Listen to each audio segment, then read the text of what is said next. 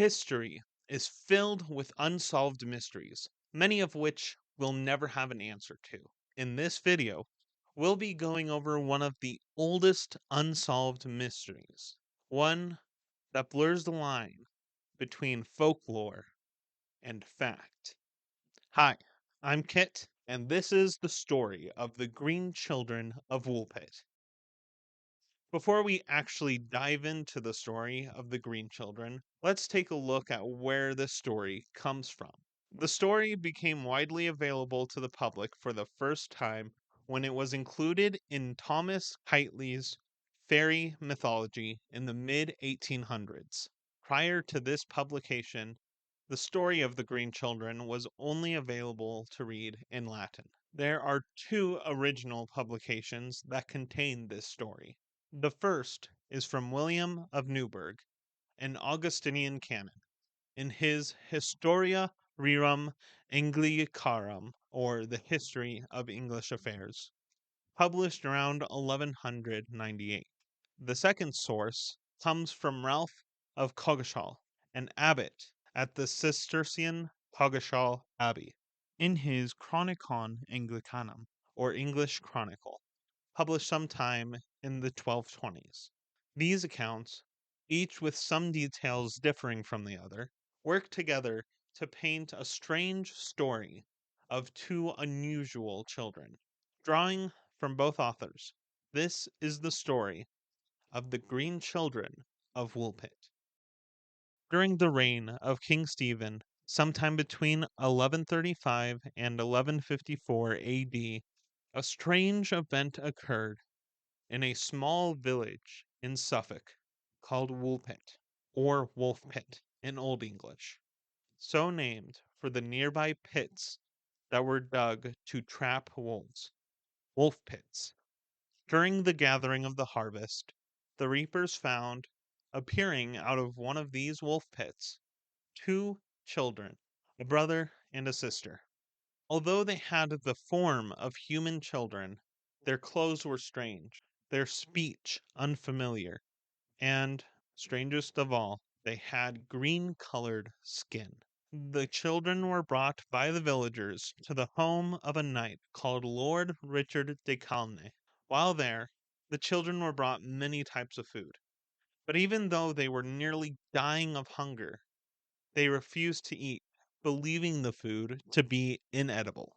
It wasn't until freshly harvested beans on the stalks were being brought in did the children show interest in eating. The children eagerly grabbed them, searching the stalks, not the pods, for beans. When they could find no beans, the children began to cry. When some nearby people noticed this, they came over and showed the children how to find the beans that were in the pods. The children joyfully devoured the beans, eating no other food for several months. Unfortunately, the boy, who seemed to be the younger of the two, and more overcome with fatigue, soon died. The girl, however, was healthy, and over time she lost the green color of her skin, it turning a normal color. She was baptized and was eventually able to learn English. Once the girl had a good grasp on the English language, she was questioned about her homeland. She said that her and her brother were from the land of St. Martin, which was a Christian land. There, everything was tinged a green color. The sun never shone on their country, but they lived in a state of constant twilight.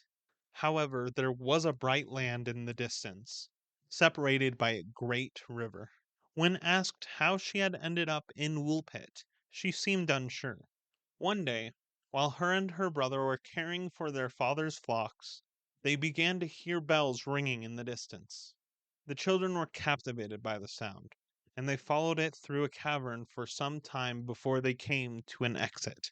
There, overwhelmed by the sudden brightness and unfamiliar temperature, they laid for a while. Eventually, they began to search for the entrance to the cavern, but they couldn't find it. This is where they were found by the reapers. Throughout the years, people have tried to explain what this story means. Who were these children? Why was their skin such a strange color? What and where is the land of St. Martin? Does this story hold any significant truth, or is it pure folklore? Of course, there are people who believe this story is just that, a story. The color green is often connected to the supernatural, which could identify these children as being from the other world, a place typically believed to be underground, where the fair folk, or fairies, reside. This theory could also be seen as being related to the hollow earth. The hollow earth theory, which was seen as a more scientific approach to the other world, originated from Edmund Halley, a physicist and astronomer who was alive from the mid 1600s to the mid 1700s. This theory suggests, as the name implies, that the inside of the earth is hollow. It didn't take long for people to suggest that the Green Children had traveled from this inner Earth to the surface. Another theory is that these children had extra dimensional or extraterrestrial origins. One specific idea comes from Scottish author and astronomer Duncan Lunkin. Nope, Duncan Lunkin. One specific idea comes from Scottish author and astronomer Duncan Lunan, who paints a very vivid picture of where these children might have come from. According to Lunan, the children came from a planet where one hemisphere was constantly being exposed to scorching sunlight, and the other hemisphere was in constant darkness. Only a thin strip of inhabitable land remains, existing in a state of constant twilight. Lunan says that there is a human colony established by extraterrestrials that exists on this planet. He suggests that the humans in this colony have green skin due to genetically modified food provided by the aliens. Lunan adds the idea of interplanetary travel via matter transferring stargates. He suggests that the Knights Templar had some kind of secret agreement with these aliens, which allowed the Templars to use wind power, water power, and methane digesters running on horse dung to charge up devices which let them walk between worlds, which allowed at some point for the Green Children to get lost and end up in Woolpit. Honestly, I love this theory. It would probably be my personal favorite. Okay, so I was just editing this video and doing a little bit more uh look into this theory, and it turns out that this theory presented by Duncan Lunan is actually from a book that he wrote titled Children from the Sky, where he actually goes in depth on the green children. And it's like broken up into three parts. And the third part, where it talks about this theory, is clearly titled Speculation. So it's supposed to be like this more imaginative theory based on what could have happened. So do with that what you will, but personally I still really like this theory, and back to other me. Yeah, of course there are more realistic theories as to who these children were. One theory suggests that these children were suffering from arsenic poisoning.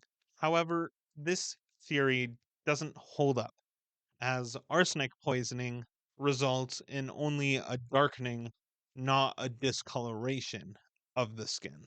This theory could have come about due to confusing the symptoms of arsenic poisoning and the fact that there were cases of arsenic poisoning that resulted from green clothing dye. Probably the most widely agreed upon theory, suggested by Paul Harris in Fortean Studies, Volume 4, is that the siblings were children of Flemish immigrants. He says the children lived in or near Fornham St. Martin, which was a village near Woolpit, where persecution against the Flemish culminated in a battle, where Harris suggests these children's parents were killed. These children, now orphaned, eventually made their way to Woolpit, where they were found. This theory could make sense because around this time in history, Flemish immigrants were being forced out of England en masse. This theory would explain the strange language and clothing of the children. With them speaking Flemish, and the Flemish process of clothing would have been strange to the English. Addressing the green color of their skin, Harris asserts that the children were suffering from chlorosis, or green sickness, a type of iron deficiency that could have resulted from a poor diet. This theory, however, has several points that don't make sense. First of all, if the children were Flemish immigrants, considering there were many Flemish immigrants around this area during this time, how did no one in Woolpit, especially at night, recognize the children as Flemish? In addition, we know that what was historically referred to as chlorosis was actually a hypochromic anemia, which, despite the name green sickness, results in an ashen or yellow tint to the skin. As a final theory, using Occam's razor, a philosophical principle